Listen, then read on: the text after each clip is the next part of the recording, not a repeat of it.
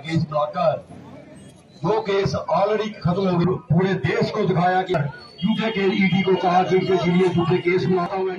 आज का प्रोटेस्ट हमारी मोदी सरकार के खिलाफ, ईडी के खिलाफ, उन तमाम एजेंसीज के खिलाफ जो भाजपा के हाथों में एक तमाशा बन के रह गए हैं, जिनका अपना एक कॉन्स्टिट्यूशनल एक वैल्यू था, वो वैल्यू इरोड वो कर रहे हैं और सिर्फ रूलिंग पार्टी के हाथों में एक टूल बन के रह गए।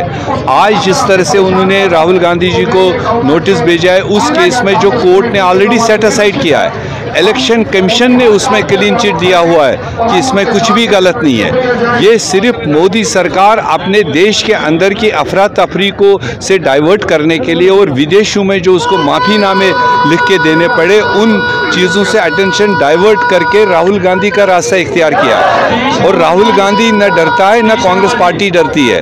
ये और लोगों के लिए हो सकता है जिनको ईडी का डर हो और फिर जबान बंद करे। कांग्रेस पार्टी लोगों के खातिर अपनी आवाज़ जारी रखेगी और मोदी सरकार के उनके गलत पॉलिसी के खिलाफ हम अपना जंग जारी रखेंगे।